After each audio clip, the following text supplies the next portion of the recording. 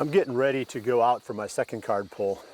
It's been 3 days since the first one, and I was a little bit disappointed at first when I got in with those cards and threw them in the laptop and got a chance to look at them. But there was one nice buck on there that definitely got my attention. But overall, there just weren't a lot of deer in front of the cameras. And I got to thinking about it, and there's probably 3 reasons for that. It takes them a while to find these corn piles. It's not like this is part of their daily routine. It was kind of comical even to look at them, because there were a lot of deer that walked past the corn and skirted it. Like they were coming down that trail or walking that edge of the field, and they saw the corn pile and they went around it. So it did just the opposite in some cases of what I'm used to. I think also even a bigger reason now is just how many deer are on acorns. It was interesting on one of the photos that I pulled, or on one of the cameras rather, deer were triggering the pictures in the foreground near the corn, but in the background you could see several deer underneath an oak tree, you know, probably about 100 yards away. So what it's telling me is that with these acorns dropping, that the deer are really focused on eating acorns, and they're not traveling a lot. So they're not coming out to the field edges where I've got my cameras. So that's kind of working against me too, but that's okay. I've got plenty of time. I usually don't figure until October 15th is sort of my cutoff, when I think that by that time I should have a pretty good idea what's there. And like I said, there's one buck here that I'm definitely interested in. I'm gonna go pull these 12 cameras again today after 3 days. And when I come back, I'll show you what I find this time around, and then make a few conclusions, and then wrap up the episode after that.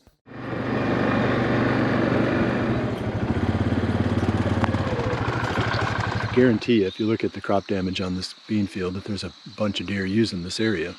At least there have been, but they sure don't like my corn piles. I guess they're just not used to it, or I don't know. I mean, maybe I finally found deer that don't eat corn.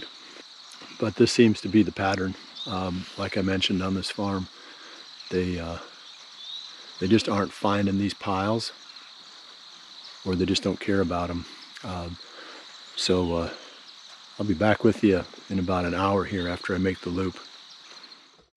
Here's the first one on the farm that I've found that they've definitely eaten. I was in here 3 days ago, and there was a whole pile here, solid pile. So now if you look at it, you can see that they've eaten most of it. So I'm going to dump another pile here. I'm not going to be back for for several days. So I need to make sure there's enough to keep these interested. This is that field up on the ridge that I had to rescue. If you remember back during the summer, there was that bean field that the deer just ate it right to the ground, and I came in here and broadcast brassicas into it. And they're eating that. So there's got to be quite a few deer visiting this ridge. This is definitely one that probably bears using a few doe tags before the fall is over. But I'm going to go ahead and put another bag out here, and then keep moving.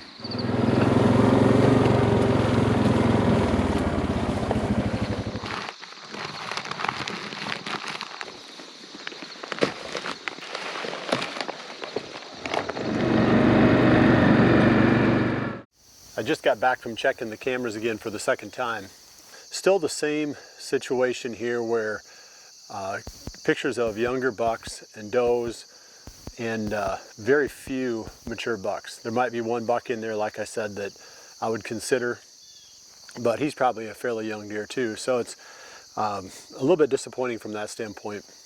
You know, you don't really know what you're getting into sometimes when you're buying land in this market, because stuff sells so quick.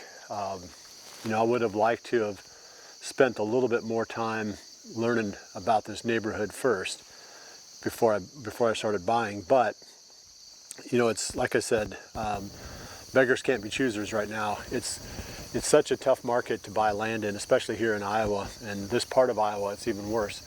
So I probably would have bought this even knowing you know, what I know now, that you know, there aren't tons of older age class bucks. But by the same token, this is a pretty big area, you know, combined with what I own and what I have permission on from the neighbors. there's a lot of ground here, and I'm sure that I've only scratched the surface of it. I'm still seeing new bucks on the cameras, so I mean that'll keep going for a long time, I'm sure. You know, and until you get to the point where you're just seeing the same ones over and over and no new ones, those spots are still productive, you know, for at least running the cameras.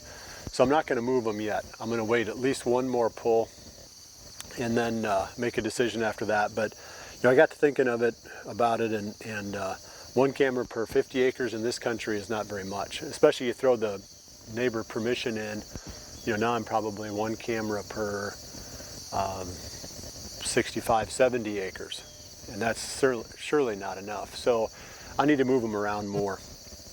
I'm sure there's a buck out there someplace that I'd be excited about. It's just, you know, so far he hasn't shown up. But I've got some good news I'm excited about. Our daughter, Jordan, if you remember Jordan, if you watched Midwest Whitetail over the years, she loves to hunt, and she's gone to work for me now. She worked for an ad agency and just recently quit her job. So she's going to be working for me on these series. She's going to do some editing, social media work, graphics work, and then she's also going to hunt. And like I said, that's the part I'm probably most excited about, because she wants to start bow hunting.